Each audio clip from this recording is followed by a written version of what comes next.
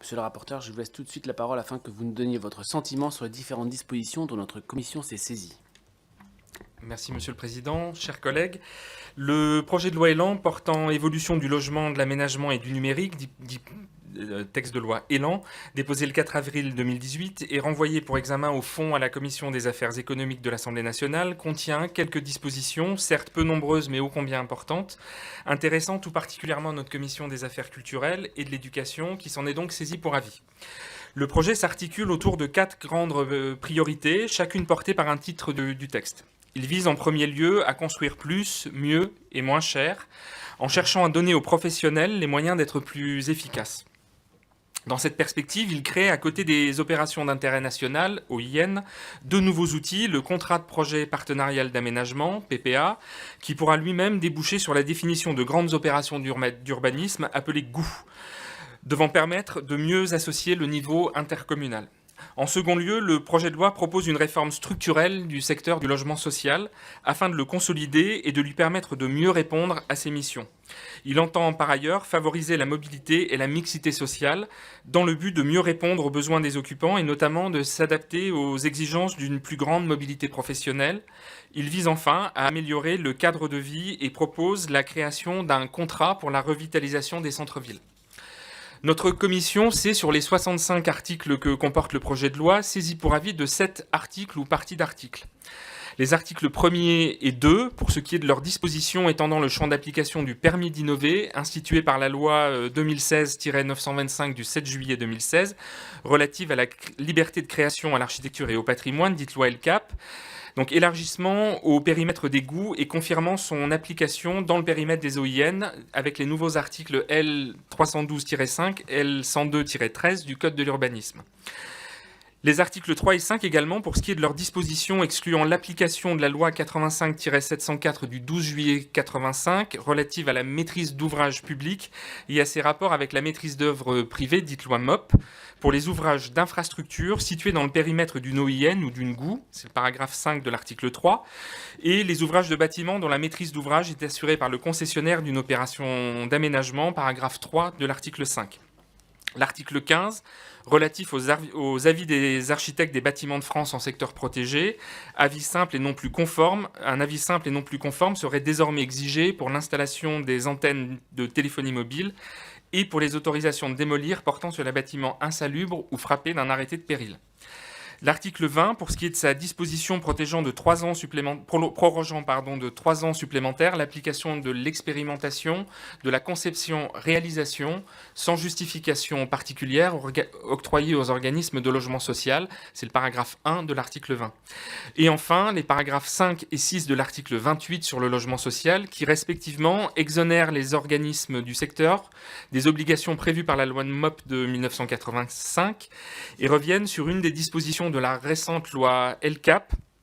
qui avait rendu obligatoire pour tous les maîtres d'ouvrage assujettis à la loi MOP le recours à un concours d'architecte afin d'en exclure la réalisation des logements sociaux.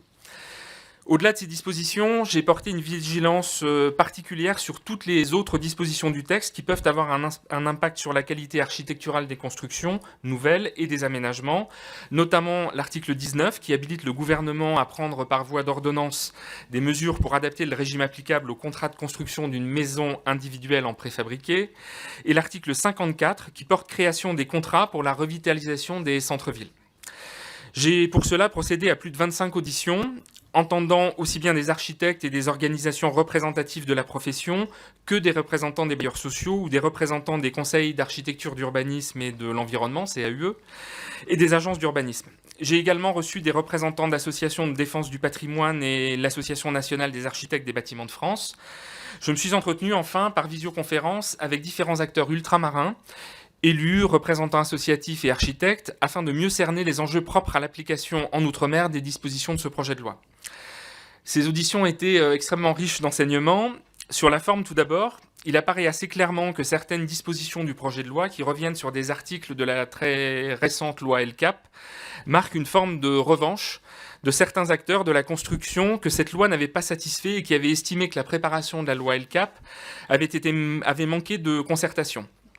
Il semble que le présent projet de loi Élan soit lui aussi, malgré l'organisation d'une conférence de consensus, marqué par un certain manque de dialogue en amont entre les différents ministères concernés et par une trop faible association des partenaires du secteur aux dispositions finalement contenues dans le projet de loi adopté en Conseil des ministres le 4 avril 2018.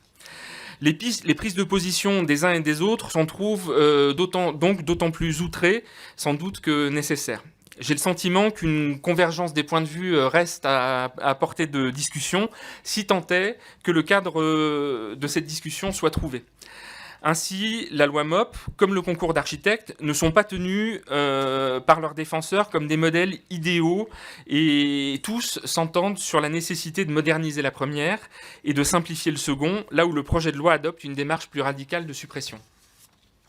J'appelle donc de mes vœux une grande concertation en parallèle de l'examen parlementaire du projet de loi afin d'élaborer un nouveau modèle d'intervention de l'architecte qui pourrait trouver sa traduction juridique dans un décret d'application de l'article 3 de la loi du 3 janvier 1977 sur l'architecture dont je propose d'introduire le principe par amendement. Ce nouveau régime trouvera à s'appliquer notamment à ceux des maîtres d'ouvrage publics que le projet de loi fait sortir du champ de la loi MOP dans son état actuel. Plus largement, je juge que, quels que soient les gouvernements, la méthode qui a prévalu jusque-là est assez désastreuse sur les questions architecturales, ballottée au gré des textes et de la prééminence d'un ministère sur l'autre. Il me paraît nécessaire qu'elle soit désormais rattachée à une entité interministérielle, sous forme d'une mission interministérielle de la qualité des constructions publiques ou privées, issue d'une forme rénovée et renforcée de l'actuel MIC qui a montré toutes ses faiblesses. Il apparaît, en tout état de cause, que la tutelle de la profession réglementée d'architecte, exercée par le seul ministère de la Culture, est plus souvent problématique que véritablement valorisante pour la profession. La concertation que j'appelle de mes vœux serait donc de nature à apaiser les craintes, parfois vives, exprimées sur certaines dispositions du projet de loi par les défenseurs du patrimoine et de la création architecturale.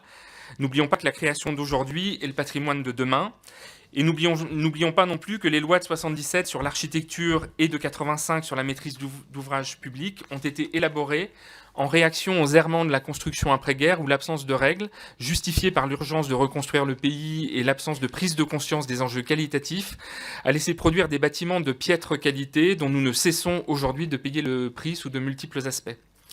Nous ne pourrons pas dire que nous n'étions pas conscients que ces enjeux, au moment de l'examen du présent projet de loi. C'est la raison pour laquelle je juge nécessaire qu'un nouveau cadre soit substitué à celui que le projet de loi supprime. On objecte souvent que les conditions de la construction aujourd'hui ne sont pas celles d'hier et que les bonnes pratiques ont irrigué toutes les procédures, dont acte, et je le reconnais très volontiers. Il me paraît cependant plus que douteux que ces bonnes pratiques, héritées d'un cadre juridique adapté, survivent pendant plusieurs générations chez des acteurs du bâtiment qui n'auront pas connu un cadre juridique tel que celui que nous connaissons aujourd'hui. Si la loi MOP n'est plus totalement adaptée aux enjeux de la construction d'aujourd'hui, c'est un fait, notamment par le séquençage qu'elle impose des études préparatoires jusqu'à l'exécution du chantier, qui se trouve très souvent en décalage avec les méthodes de construction numérique faisant appel aux techniques du BIM qui prévalent aujourd'hui. Malgré tout, elles permettent l'intervention collaborative des différents acteurs tout au long des projets. Les principes protecteurs qu'elles posent doivent, à mon sens, être maintenus dans notre droit, qu'il s'agisse de la transparence dans l'attribution des marchés ou dans la qualité des constructions. Des procédures nouvelles doivent donc être définies, permettant de garantir leur bonne application. Cette loi, aujourd'hui, se fonde sur un triumvirat entre le maître d'ouvrage public, responsable principal de l'ouvrage chargé d'en définir le programme, d'en assurer le financement et de conclure les contrats d'études et d'exécution des travaux, le maître d'œuvre, chargé des études et du contrôle de l'exécution du chantier, et l'entrepreneur, chargé de l'exécution des travaux. La maîtrise d'ouvrage est confiée à une équipe pluridisciplinaire, associant sous la responsabilité de maîtrise d'œuvre, est confiée à une équipe pluridisciplinaire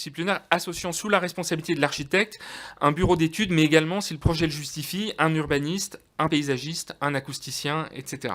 L'existence d'une maîtrise d'œuvre distincte tant du maître d'ouvrage que de l'entreprise chargée des travaux est donc un gage d'indépendance et de qualité des conseils donnés au maître d'ouvrage. La mission complète donnée à l'architecte, de la conception du projet à la levée des réserves un an après l'achèvement du chantier, constitue en outre un atout pour la cohérence de ces projets.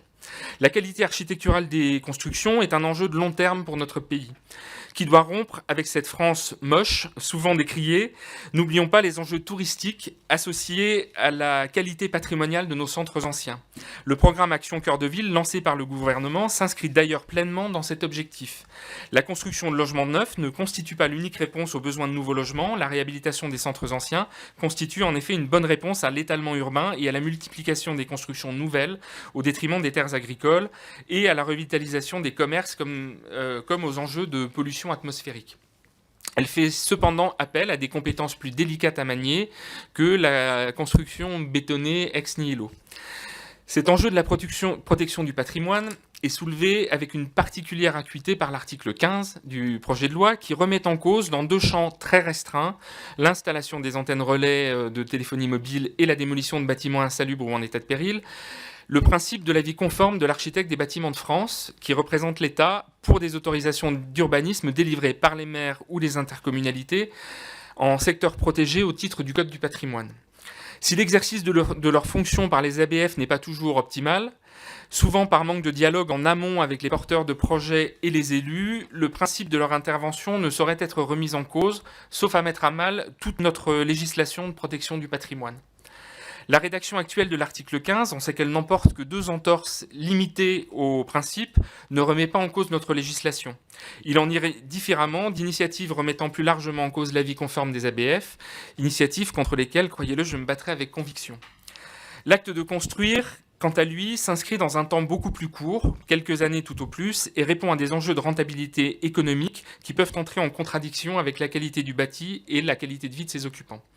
Ainsi, il a pu être observé ces dernières années que si la qualité des équipements techniques des logements a pu progresser, leur qualité spatiale et d'usage s'est fortement dégradée, avec des surfaces réduites, des cuisines ouvertes sur de petits séjours, ne bénéficiant plus d'éclairage direct ni de ventilation naturelle, des parties communes dépourvues de fenêtres et inhospitalières, une réduction globale de la qualité des matériaux employés.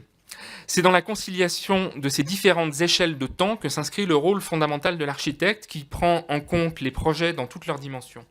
Concepteur, mais aussi gestionnaire d'un projet de construction, l'architecte dispose de compétences mêlant une dimension artistique et des compétences techniques, lui permettant d'adapter le geste architectural aux contraintes du projet et de l'espace dans lesquels il se déploie, aux contraintes économiques et au respect des normes. Pour ce faire, il bénéficie d'une formation initiale exigeante et d'une formation continue obligatoire. Ce rôle avait été tout particulièrement mis en lumière par le rapport d'information de notre commission au moment de la loi LCAP, qui avait été remis par l'ancien président de cette même commission, M. Patrick Bloch, le 2 juillet 2014, et dont certaines préconisations avaient été intégrées à la loi LCAP. La mission d'information qu'il présidait, c'était, je cite, « donner pour tâche d'ouvrir la voie à une évolution essentielle, remettre l'architecte au centre du projet architectural et urbain pour assurer la qualité du cadre de vie de chacun ». Le logement social est un secteur en pointe dans la création architecturale depuis des décennies. C'est une situation singulière que bon nombre de pays étrangers nous envient et qui constitue la bonne illustration du rôle des architectes. La prise en compte du facteur temps par les bailleurs sociaux n'est pas étrangère à cette situation. Ayant à assurer la gestion des bâtiments qu'ils font construire, ils sont particulièrement attentifs à la notion de coût global, incluant non seulement le coût de la construction, mais aussi les coûts d'entretien et de maintenance et de valeur d'usage, qui prend en compte l'impact de la construction sur les occupants et qui guide les architectes. La réduction des coûts de construction est, selon moi, une fausse bonne idée si elle conduit à l'augmentation des si elle réduit, selon moi, à la... Pardon, j'ai perdu le fil. À l'augmentation des coûts d'entretien et de maintenance, des économies de court terme qui sont en fait largement dépassées par un accroissement du coût global à long terme. De la même manière, il serait vain de construire un bâtiment de logement sans s'interroger sur les modes de vie et les attentes de leurs futurs occupants. Les architectes sont rompus à trouver des solutions innovantes, par exemple pour l'adaptation des aménagements intérieurs à une cellule familiale à géométrie variable du fait de la multiplication des familles recomposées, par exemple. C'est la réflexion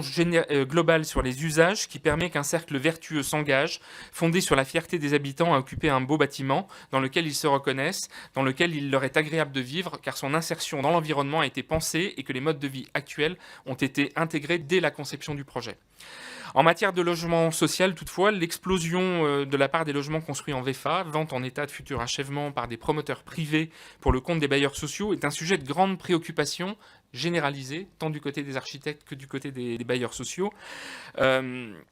Sujet de grande préoccupation, car ce mode de construction ne permet pas de s'entourer des garanties prévues par la loi MOP.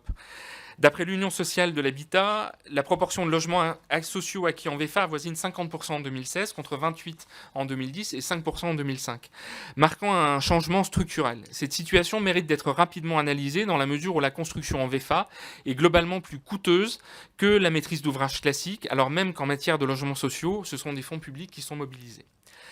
L'acte de construire n'est donc pas qu'un acte technique répondant à des contraintes économiques, c'est aussi un acte éminemment culturel. Et cet acte culturel ne doit pas être vu comme la cerise sur le gâteau de la construction avec laquelle il forme un tout.